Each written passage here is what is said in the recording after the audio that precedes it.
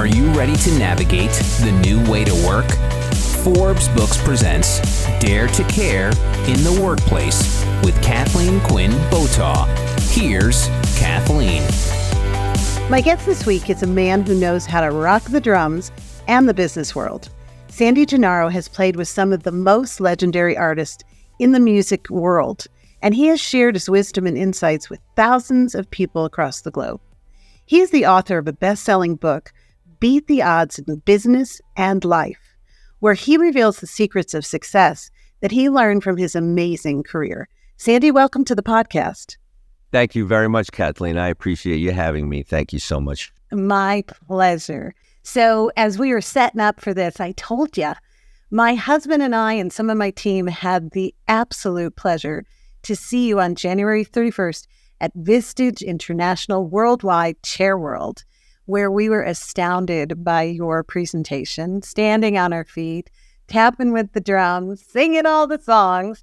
And that's why I wanted to have you on the podcast, because I love your message. I appreciate that. I love sharing the message. I think it's a message that people need to hear in business or out.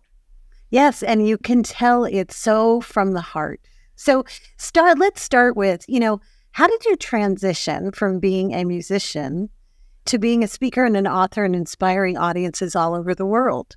It actually speaks to one of the elements in my presentation, which is, the service to others, the blind service to others.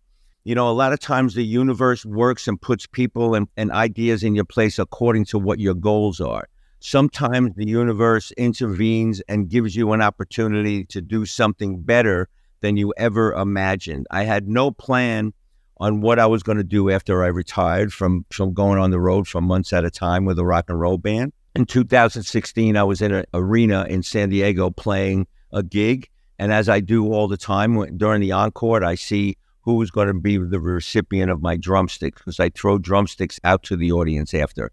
And there was a woman in a wheelchair this night in San Diego. The woman in the wheelchair, she was kind of smiling and during the show, and I was noticing she was having a really, really good time.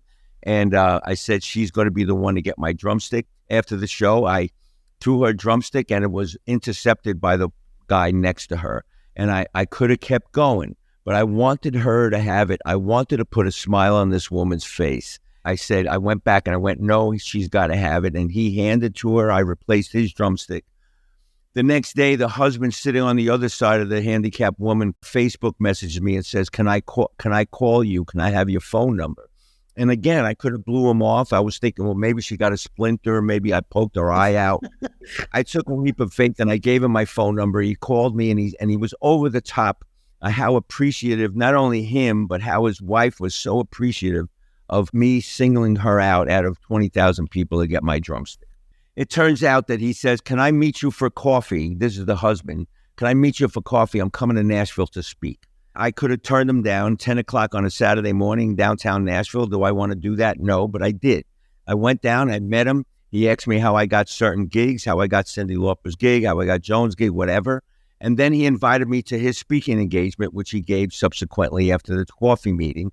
And he introduced me on the side of the stage, and he told the story of how I got Cyndi Lauper's gig and the result of that 5-minute encounter and how that changed my life. This gentleman, the husband, was a Vistage speaker, and every time he came to Nashville, he invited me to the Vistage meetings, and for me as a guest, and he encouraged me to become a speaker because he said my story was very powerful. And at first, I had my doubts, to be honest. I'm a drummer in a rock and roll band. What am I going to share of value with CEOs and founders of different companies or whatever? And he said, no, Sandy, everybody's got to hear this message. Subsequently, I met some Vistage chairs here in Nashville, and I started speaking and the husband's name is Antarctic Mike. Well, I love Antarctic Mike. Call out to Mike. I love Mike. Hi, Mike. Hi, Mike. Mike Pierce. He's been my muse. He's been my mentor. He's been my encourager. He's been my sounding board for the last four years or something. So based on that, he encouraged me to be a Vistage speaker. I went ahead and got vetted in San Diego. I had to give all the emails and whatever, all of that. And then I had to do You had to run the gauntlet to be a speaker. I had to run the gauntlet, exactly. So then I had to do my 2 pro bonos. So I reached out to the chairs that I met as a result of going to Mike's meetings here in Nashville. And they gave me up. Clark Fatuli is one and Rod Thurley is another. And I became social good friends with these 2 chairs. You know, we meet for coffee every once in a while. So they would always ask me, when you going to speak for Vistage? And I again, I was a little hesitant at first, but then I went ahead and I jumped off the gauntlet and applied, and I did my pro bonos, and here I am. I was highly rated, 4.65 out of a 5, based on those pro bonos that I did for Clark and Rod, and became a Vistage speaker, and it got a really good reaction. I was working pretty steadily. I started like in the midst of the pandemic, like towards the end of the pandemic, I started speaking for Vistage. I did mostly because of the politics involved. I did a lot of live gigs in Texas and in Florida during the tail end of the pandemic when there was still a mask thing or whatever. But the key was, and what this astounded me, when I was asked to present at Chair World. That was like a shock to me. And I was so humbled. And you know, they said, you're going to do an hour keynote. Don't go over a minute over the hour. And it was here in Nashville at the Hyatt Regency. So I was able to bring my own drums, which I do in a keynote situation. And now it's catching on since Chair World. Some chairs are asking me to bring drums. Yeah. Have drums sent to their meeting or whatever. So I tell them, listen, there's some logistics involved. You can't be in a conference room with a U-shaped table. It's got to be in a venue suitable for live drumming, and I need a little bit of an augmented PA so I can play along with the tracks. And some of them are obliging, and that's basically a long-winded explanation of how I got started. It just speaks to the fact that when you look for every opportunity to put a smile on somebody's face, because Kathleen, how I believe that we're going to be judged in the end time is the fact of how we made people feel. It has to do with leadership. It has to do with CEOs. It has to do with management and their team, CEOs and their executive team. It's all about relationships. It's all about the personal encounter with the person. Even if it's just, well, Sandy, I'm a CEO and I have 500 employees. I can't know every one of them, but you can pass by every once in a while their desk and pat them on the back and say, hi, what's your name? Any kind of interaction, no matter how trivial, is really important because the person you're interacting with thinks that you care, the fact that you're speaking to them, especially if you ask them questions. Walk by their desk and say, who's that picture of? Oh, that's my daughter. We're at Disney World. Oh, how was your trip? Or whatever. It really means a lot. The same thing. I can go on and on about it. Well, and I agree with you. My second book, Dare to Care in the Workplace, is all about having a little faith in people, building community, making sure you put people first always. And what you did for Mike Pierce's wife is you put her first.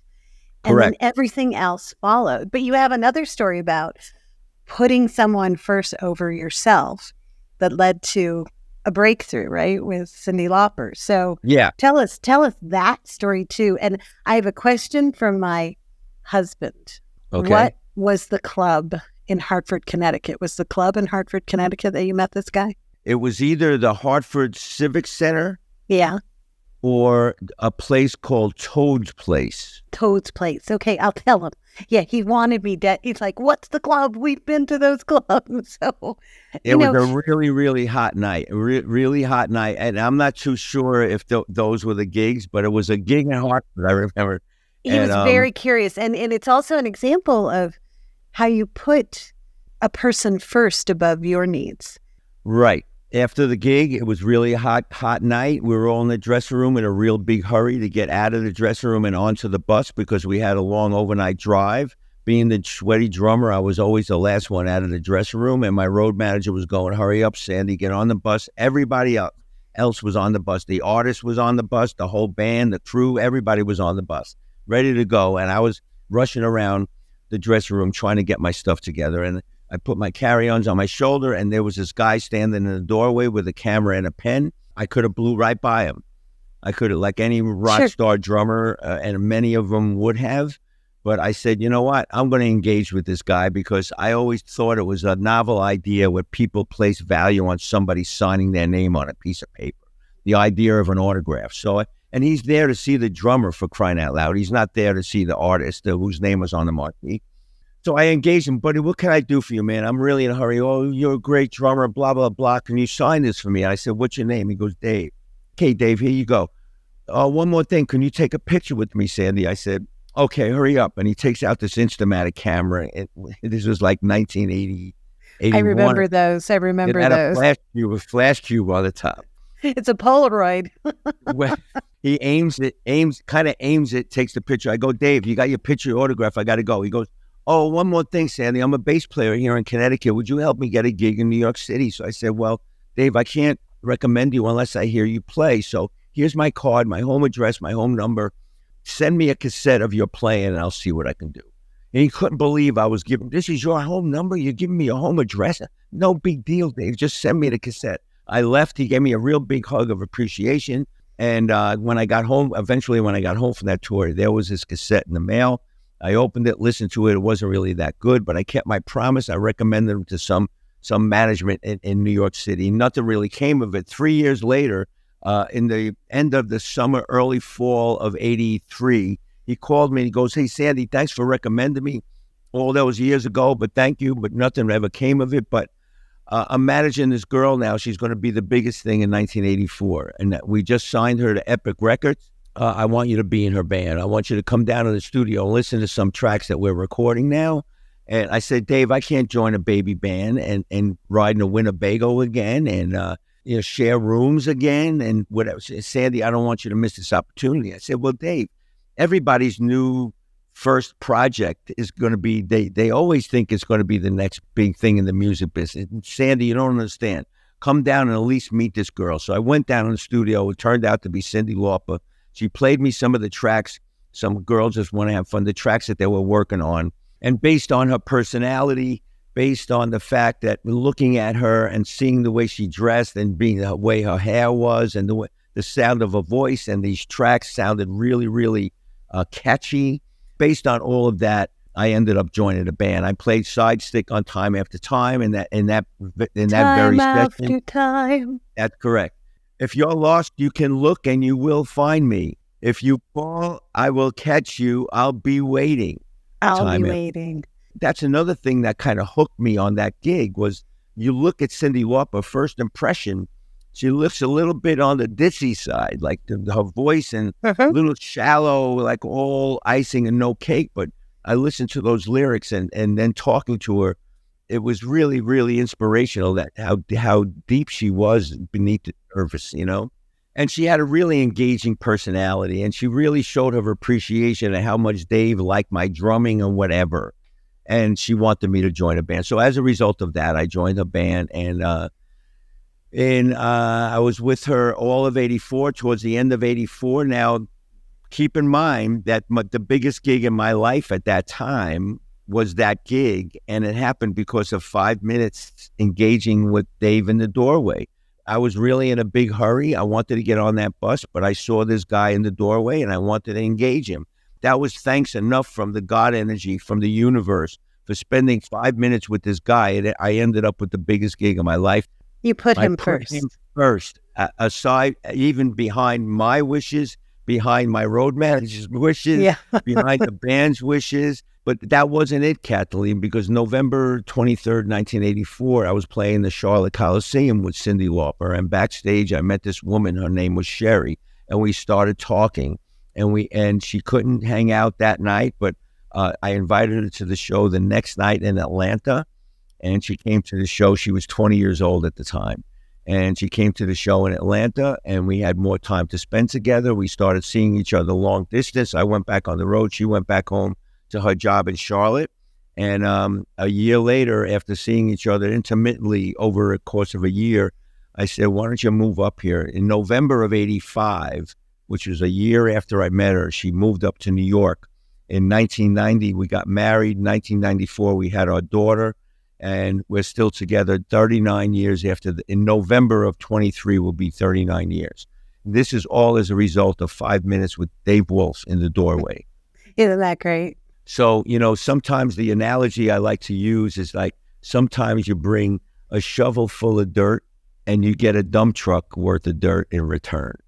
You know what I mean? You don't do it for anything in return, but sometimes, what you get in return far exceeds what you put out there originally when you put yourself first. Other people first, sorry. Right. Sure. No, it's your message.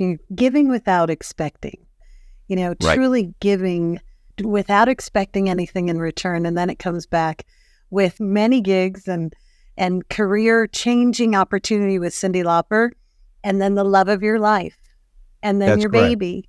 My daughter is 28 years old. She's in the next room getting a manicure right now. Good girl. She's 28 and she's going on the road. She's a road manager in her own right. She's going to be assistant road manager for Chrissy Hine and the Pretenders. So she's Nice. going on the road with Chrissy Hine and the Pretenders and Guns N' Roses this summer, which is awesome. So Dave is the gift that keeps on giving to you and That's your correct. family and your life. And That's all correct. because of that, we're talking today, and you're speaking all over the world. So let's change, just add to the conversation and focus on your beats, right? So when I was in the audience on January 31st, I love how you use the beats. So walk us through that, if you will. And I love that you start with God energy, because I'm Yes. a woman of faith as well. So, Well, not to place any opinion, but I think people are missing out when they don't have faith in a power greater than themselves. They think they're walking around the planet in a little cocoon and everything is upon them, or everything, whatever. But yeah, you refer to beats. And in addition to playing beats on a drum set for over half a century, I lived these principles. And somebody, when I mentioned this at a Vistage meeting, they said, you know what? The word beats also, based on your message, has to do with the heartbeat, because you follow your heart in decisions, what you have to make when you want to engage to somebody. You make people, you just follow your heart. Anyway, the BEATS acronym stands for belief in a God energy, belief in a power greater than ourselves at work. The E is enthusiasm, which to me, have an enthusiastic, positive outlook on events that happen to you, on problems that happen, have an enthusiastic attitude. I know it's strange to have an enthusiastic attitude about a problem, but when you realize problems happen to make us learn, or to educate us to do something differently, we grow as people. So with the idea of, hey, I got a problem, but after I sort this problem out, I'm going to be a better person or a stronger person or a more talented person or whatever it is. The A in BEATS is attitude. And the attitude that we have, the thoughts that we have in our mind is basically the only thing we have total control over. Because when we were born with a little bit of the God energy inside us, Kathleen, we were given the power of choice of what we pay attention to, the power of choice of what thoughts we pay attention to. The T in BEATS is tenacity. Again, tenacity, when you have that faith and you have a quality attitude, positive attitude, and a belief and a faith and a desire to accomplish your goal, and that it will happen with the assistance of the God energy, and you have the God energy, the universal, infinite universe in your corner, anything is possible. And the last but not least is the element of service to others, putting yourself secondary, putting the person that needs help or advice or even a smile in a supermarket, or when somebody's checking your groceries in a supermarket, you look at the name and you go, hey, Kathleen, how you doing today? Just have a conversation. Well, I hope you have a great evening and thank you for your service. Any kind of positivity you put out there, Kathleen, I believe that it comes back to you. Not only in equal measure, but sometimes, as evidence in my life, it comes back to you in greater measure. It's like that truckload of dirt you talked about earlier. A truckload of dirt. And, every single gig, you look at the records behind me, and they represent several gigs Beautiful. that I've been involved with successfully. Every one of those has come to me as a result, indirectly or directly, of me reaching out to somebody that needs my assistance, or we can't pay you what you need to get paid, but would you want to come to Frankfurt, Germany and play on this record? Whatever. Did I want to go to Frankfurt for 3 weeks and put drums on a German record? No, but I did, because they showed their appreciation and whatever. And that led to me joining that band subsequently after that record and doing we opened for Queen for 3 months in Europe in 1980. You know, doing a favor for a bass player in New York City. He was the bass player and musical director for the Tokens that had a song called Lion Sleeps Tonight. Based on that encounter, I did him a favor by doing a Tokens gig because his drummer's mother passed away and couldn't make a gig. With 3 days notice, did I want to do the gig for hardly any money? And it was 2 hours from my house. I had to set up my own drums. It was a 12-hour turnaround. Did I want to do the gig? No, but I did it. 3 months later, he calls me and he says, I'm musical director for the Monkees. Do you want to do the reunion tour this summer? Sure. That's a yes question. Was that right? Was that payment enough for helping Jerry, the bass player, out on that Tokens gig? Of course it was payment enough, but I did every reunion tour, almost every one that the Monkees did from 87 until Davy Jones passed away. Oh, that's awesome. It was tremendously lucrative. Me rehearsing for that first Monkees tour.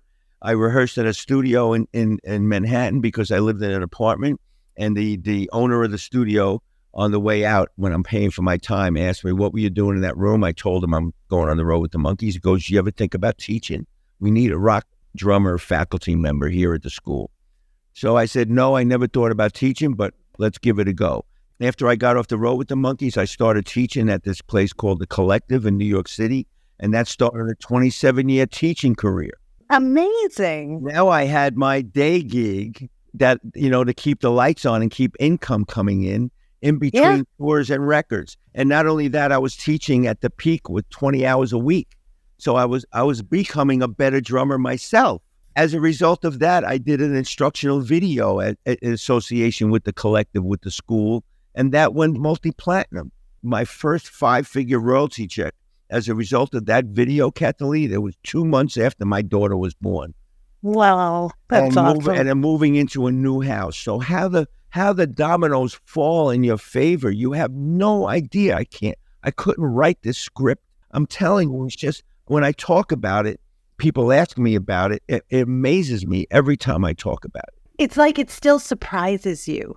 It's like, wow, that all happened. And, you know, it's built upon these small moments that you recognized were important, and you gave freely of yourself to the other person.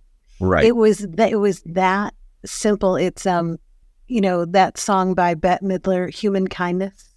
You know, just a little bit of human kindness goes so far. Right. And look at how far it's taken you. Right.